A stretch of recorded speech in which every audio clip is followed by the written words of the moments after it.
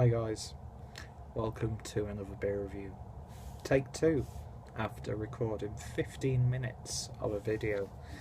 I've gotten to a really bad habit of going into like 12 minutes plus on beer reviews that I've been recording lately, and I really want to stop doing that because I don't want to upload like 12-minute beer reviews every time, and B, I don't want to have to edit 12-minute beer reviews. And well, C, I if you saw my Augustino Oktoberfest beer, then you'll know why that's a point. Because, to cut a long story short, I don't feel 100%, and it's like a week, well, less than a week before I go back to England.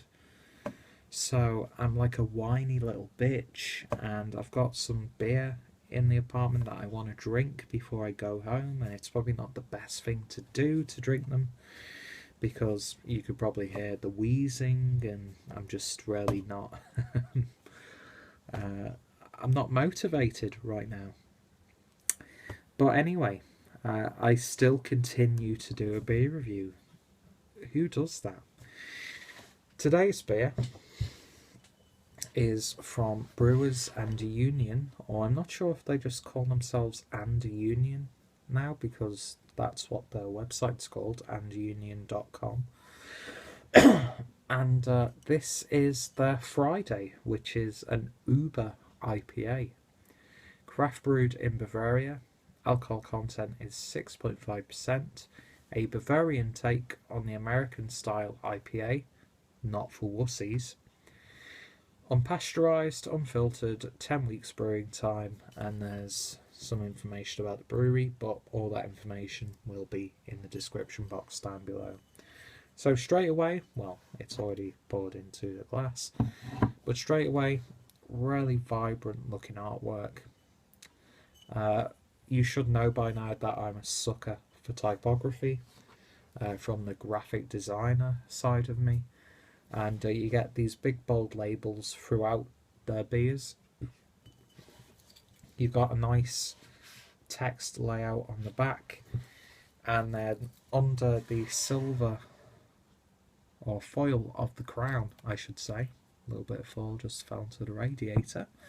A little bit of typography on there as well, and link will be down below to a review of this beer by a good friend of mine, Dean, from Dean's Beer Reviews, who's actually reviewed quite a few of the Brewers and Union beers, and his bottle cap of this beer said, "I drink craft," or something like that.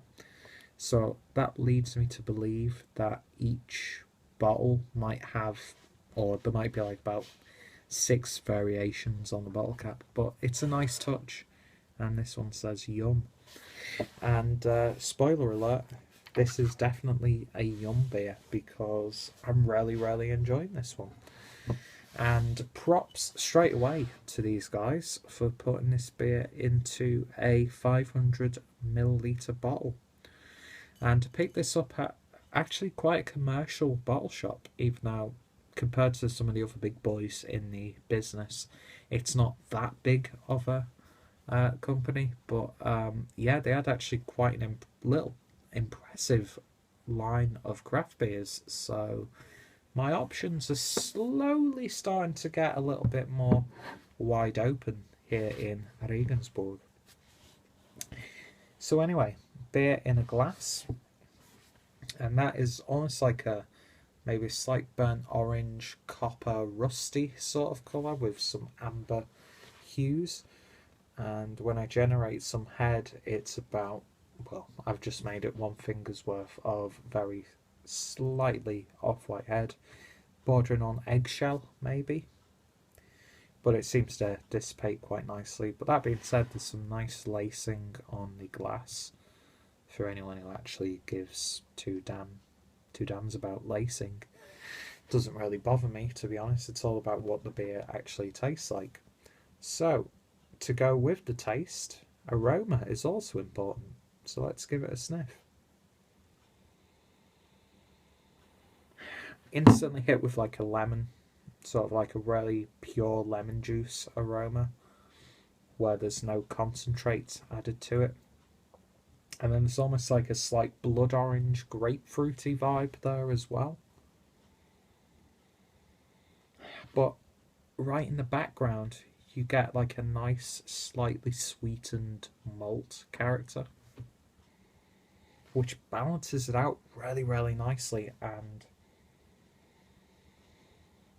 as much as you detect the hops, that malt presence is really, really nice. And it's a nice, balanced aroma in general. It just works really well with each other. They work really well with each other, I should say. But yeah, you know, usual suspects, slight rancheries fruit pastel aroma, jelly sweet, that sort of thing, but not like fake sweetness or fake fruitiness. It smells really, really nice. It's not like a fruit bowl of an IPA, but you definitely get tropical tones in there. Excuse me. So anyway, let's give it a taste. Prost.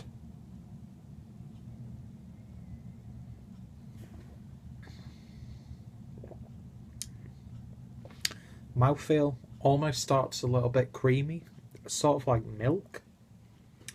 As weird as that sounds, but then that carbonation comes through really, really nicely and leaves you with a nice, nice hot bitterness.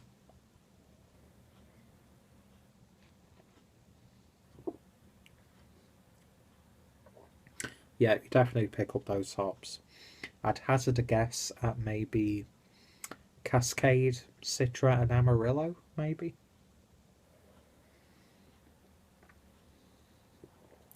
It's got this like tart, sherbety sort of flavour to it, but just like on the aroma,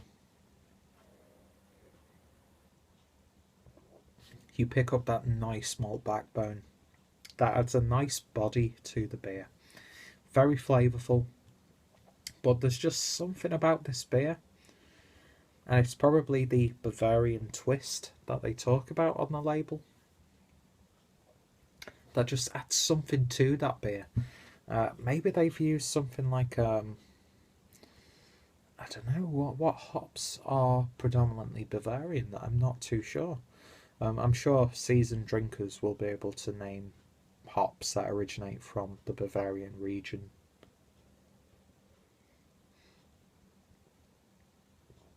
It's got like very slight Belgian wit beer characteristic to it as well.